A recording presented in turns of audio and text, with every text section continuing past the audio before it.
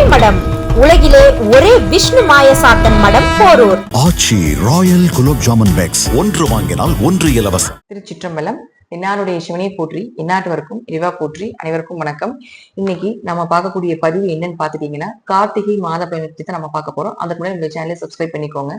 இந்த மாதம் என்னென்ன கிரகங்கள் மாறுறாங்க, இந்த மாதத்துல என்னென்ன யோகங்கள் வேலை செய்ய போகுது அப்படிங்கறத நம்ம தனிப்பட்ட முறையிலேயே நம்ம பார்க்கலாம். இப்ப பாத்துட்டீங்கன்னா, குரு பகவான் அப்படின்னு சொல்லக்கூடியவர் கடகராசியில உச்சமாக இருந்து வக்ரம் பெற்றுட்டு இருந்தார். இப்போ 19ஆம் தேதி பாத்துட்டீங்கன்னா மிதுன வீட்டுக்கு போறார். ஆனாலும் அதே இடத்துல வக்ரகதியில் இருக்கிறார்.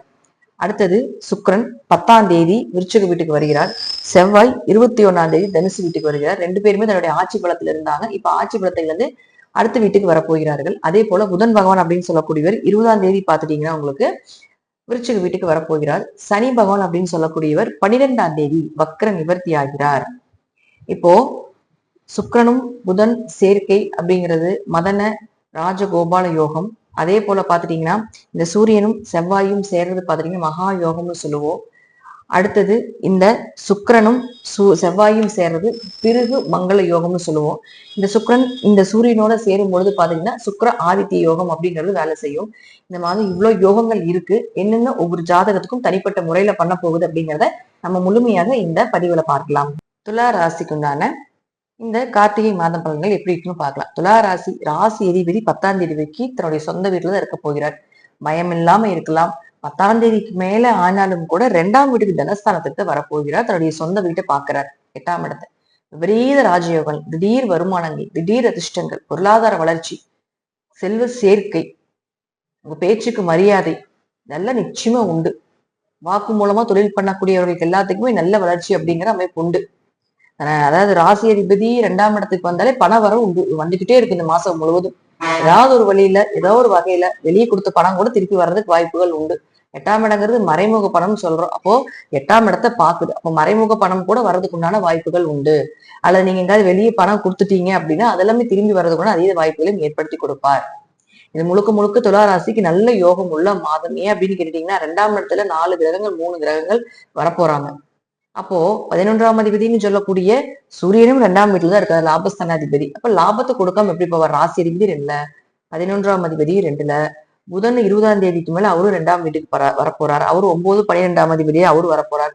ஆல்ரெடி செவ்வாய் அப்படின்னு சொல்லக்கூடியவர் 20ஆம் தேதி வரைக்கும் அங்கதான் இருக்க போகிறார். அப்ப 4 கிரகங்கள் 2ஆம் வீட்டை தொடர்பு கொள்ளுது. இப்ப 4 வகையான வருமானங்கள் வரும்னு எடுத்துக்கலாம். அல்லது ஏதாவது ஒரு வழியில நல்ல வருமானங்கள் 4 மடங்கு வருமானங்கள் வரும். சொந்த தொழில் பண்ணிட்டு இருக்கக்கூடியவர்கள் நல்ல வளர்ச்சியை கொடுக்கக்கூடிய ஒரு மாதமாக இந்த மாதம் உண்டு.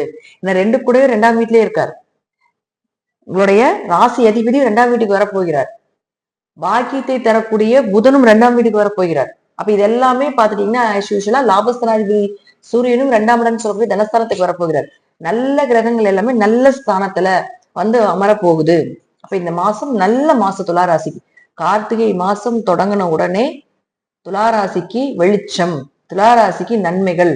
அது மட்டும் இல்ல, 19ஆம் தேதி இப்ப வந்து குரு மறைஞ்சிருக்கார். 19ஆம் தேதி குரு மேல போயிட்டு உங்க ராசியும் பார்ப்பார். இது இதோட யோகம்.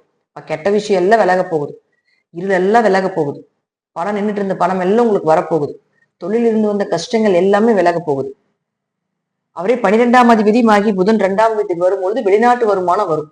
வெளிநாட்டு டாலர் எண்ணக்கூடிய ஒரு சூழ்நிலைகள் வரும். வெளிநாட்டுல வேலை செய்யறதுக்கான வாய்ப்புகளை ஏற்படுத்தி கொடுப்பாரு.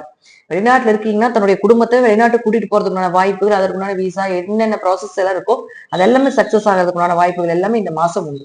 சனி உங்க ஜாதத்துல வக்கரமாக இருந்தா கண்டிப்பாக நிச்சயமாக நான் சொல்வது 100% பலிக்கும். ஜாதத்துல சனி வக்கரமாக இருந்தால் இந்த விஷயங்கள் எல்லாமே 12ஆம் தேதி வரைக்கும் உங்களுக்கு சிறப்பா இருக்கும். ஏன்னா உங்க ஜாதகத்துல வக்ரம் இல்லைன்னா 12ஆம் தேதிக்கு துலா ராசிக்கு மிக யோக காலங்கள். எதிரிகளை ஜெயித்து எப்பேற்பட்ட விஷயங்களாக இருந்தாலும் போராடி ஜெயித்து வரக்கூடிய அமைப்பை ஏற்படுத்தி கொடுக்கும். வேலையில இருந்த பிரச்சனையும் விலக போகுது. வேலையில இருந்த பிரச்சனையும் விலக போகுது.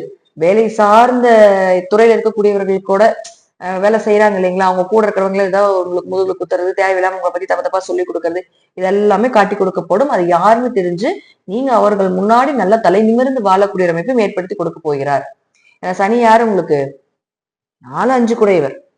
ஆரோக்கியம் நல்லா இருக்க போகுது. ஆரோக்கியத்திலிருந்து வந்த பிரச்சனைகள் விலக போகுது. ஆனா என்ன 6ஆம் இடத்துல போய் இருக்கும்பொழுது கொஞ்சம் அம்மா ஆரோக்கியத்திலேயே கொஞ்சம் கவனமா இருந்துக்கணும். வீடு இந்த டைம்ல பாத்துட்டீங்கன்னா தான் உங்களுக்கு லோன் வாங்கி வீடு வாங்குறது இந்த அமைப்புல ஏற்படுத்தி கொடுப்பாங்க. குழந்தைகள் கிட்ட கொஞ்சம் கவனமா இருங்க. மற்றபடி பாத்துட்டீங்கன்னா துளாராசிக்கு அருமையான மாசமாக இந்த மாசம் இருக்கு. எதை தொட்டாலும் எதை சார்ந்து வந்தாலும் அனைத்துமே உங்களுக்கு லாபத்தை கொடுக்கக்கூடிய அமைப்பை கொடுக்குது. ஏன்னா செவ்வாயே, அதனால செவ்வாய் உங்களுடைய ராசிக்கு 7 கூடையவர் இல்லையா, அவர் 2ஆம் வீட்டுல இருக்கிறார் இல்லையா, அப்போ மனைவி மூலமாக வருமானம், கணவர் மூலமாக வருமானம், மனைவி குடும்பம் மூலமாக வருமானம், இது எல்லாமே இந்த மாசம் உண்டு. அப்ப 20ஆம் தேதிக்கு மேல 21ஆம் தேதிக்கு மேல 3ஆம் வீட்டுக்கு வரப்போறோம். 3ஆம் வீடுங்கிறது பெரிய ஒரு மறைவு ஸ்தானம் கிடையாது, முயற்சி ஸ்தானம். அப்ப திருமணம் சார்ந்த விஷயங்கள்லாம் கைக்கூடி வரப்போகுது. கணவன் மனைவிக்கு இருந்து வந்த பிரச்சனைகள், பணத்தால இருந்து வந்த பிரச்சனைகள் எல்லாம் விலக போகுது. வாக்கால பேச்சால பேசி மனசை வேதனைப்படுத்தி இருக்கிறாங்க அப்படின்னாலும் அது விலக போகுது. ஏன்னா செவ்வாய் இங்க இருந்தாலும் 19ஆம் தேதிக்கு மேல நேரா பாக்குது. அப்ப தனஸ்தானாதிபதியும் கலஸ்திரஸ்தானாதிபதியாக இருக்கக்கூடிய செவ்வாயை குரு பார்க்கும்பொழுது சர்வ தோஷங்களும் நிவர்த்தி. லக்கணத்துக்கு ராசியே பாக்குதே, ராசியை பாக்குது, 3ஆம் இடத்தை பாக்குது, 5ஆம் இடத்தை கூடிய ராகு பாக்குறார். அப்ப இருந்து வந்த தடைகள் எல்லாமே விலக போகுது. இதனால் வரைக்கும் இருந்து வந்த கெட்ட விஷயங்கள் விலக போகுது. தேவையில்லாத கெட்ட பெயர் அவமானங்கள் எல்லாம் விலகிறதுக்கு உண்டான வாய்ப்புகள் எல்லாமே இந்த மாசம் துலாத்துக்கு அருமையா இருக்கு. 12 ராசியில துலா ராசி சிறப்பான ராசியாக வர்றதுக்கு அதீத வாய்ப்புகள் உண்டு. ஜாதக தசாபுத்தியும் நல்லா இருந்துச்சுன்னா நான் சொல்வதை விட இன்னுமே நல்ல பலன்கள் அதிகமாக நடக்கிறதுக்கு உண்டான வாய்ப்புகளும் உண்டு. நன்றி. மீண்டும் நல்ல பதிவில் சந்திக்கலாம். திருச்சிற்றம்பலம், தில்லையம்பலம், ஸ்ரீ நரசிம்ம தொழிலே சரணம்.